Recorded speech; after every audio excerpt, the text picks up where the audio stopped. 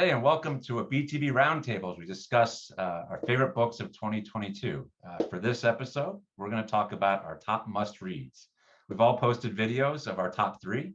Today, we're going to nominate the number one book that we think should be on your TBR bio. So with that, I'm going to start with Kashif.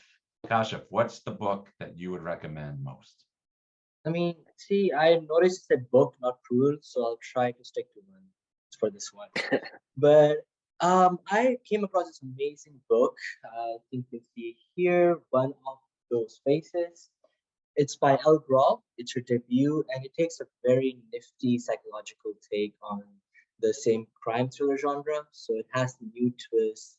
The protagonist is very unlikely, I would say. I would not expect the character to be in that main lead, but somehow it all comes together. And even throughout the entire length, you're not sure if you're rooting for someone who's good or bad. And I love those kind of stories. So I would highly recommend One of Those Faces. All right. Thanks, Kashif. All right. Miller, what do you got? Well, I bring to you today The Other Side of Night from across the pond, Adam Hamdy. And I believe I said this one was a psychological field trip and it would blow everybody's minds. And I think it did from BTB. I think that the overall sentiment to this book was anything that you thought was going to happen went right out the window. I think it was a great storyline leading up to where you thought it would go, and then it changed.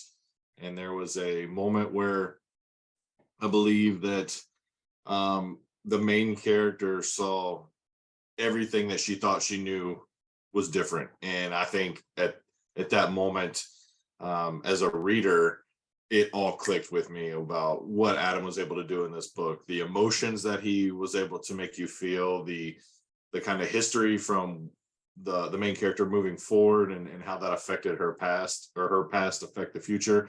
I can't say enough good things about it. I thought it was emotional and surreal, and it knocks your socks off from page one to the end. So that's my number one.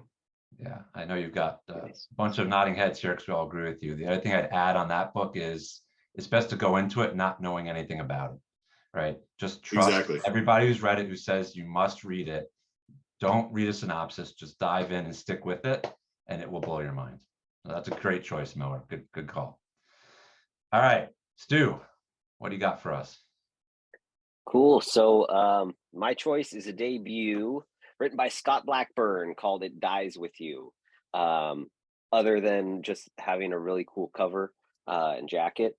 It's I would call it like Southern noir type story in the style of someone like S.A. Cosby or William Boyle. William Boyle's in Southern noir, but like that noir style, kind of like a coming of age type thing. And it's all about Hudson Miller, who is just a bouncer at a club skating by, and then his father dies and he inherits a salvage yard, and then a bunch of other stuff happens, and it's really well written. I love the dialogue. It feels very real and visceral, and it's one of those books that you just kind of fall into and you feel like you're kind of sitting there with them.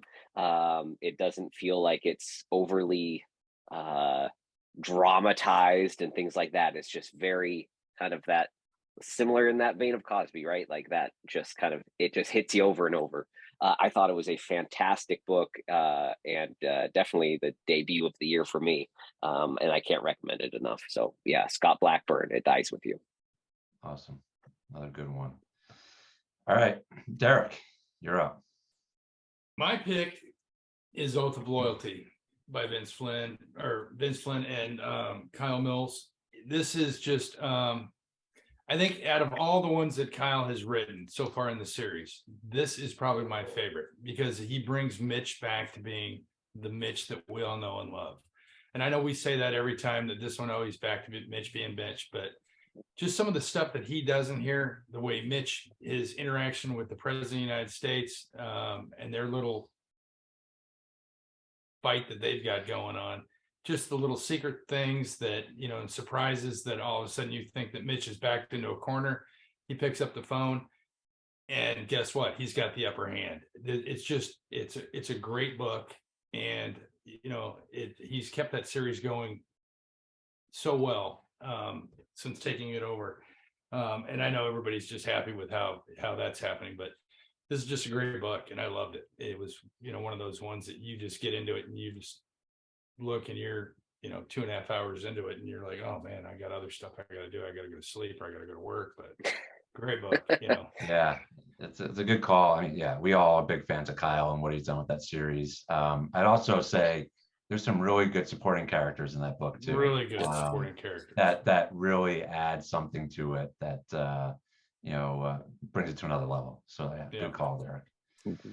All right, Todd, you're up. All right, man, this was tough. All right, let's do it.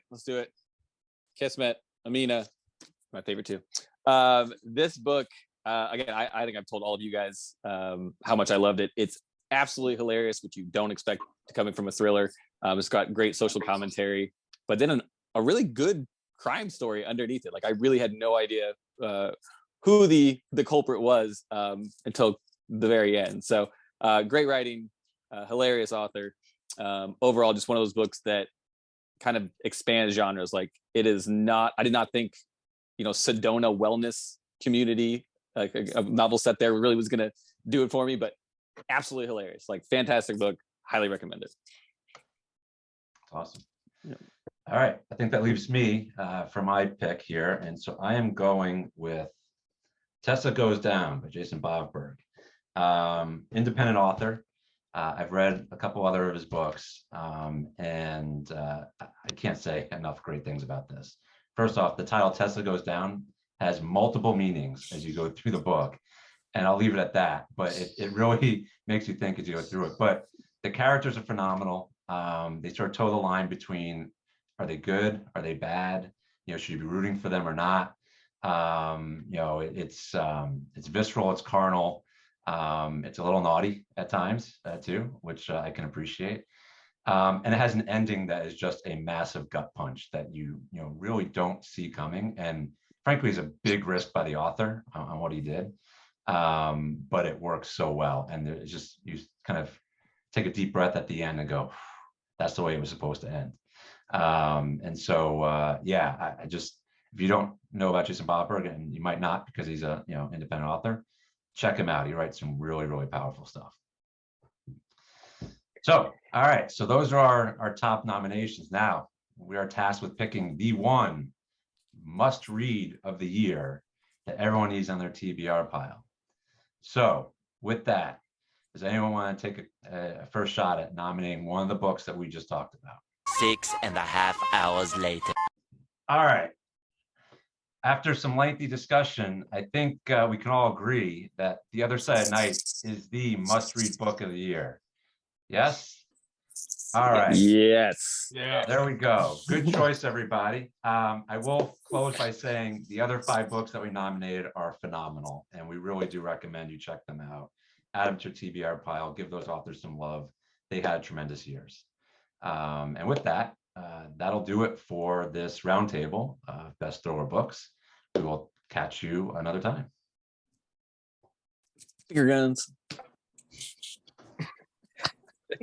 You don't have to say things. No, it's better when you say it.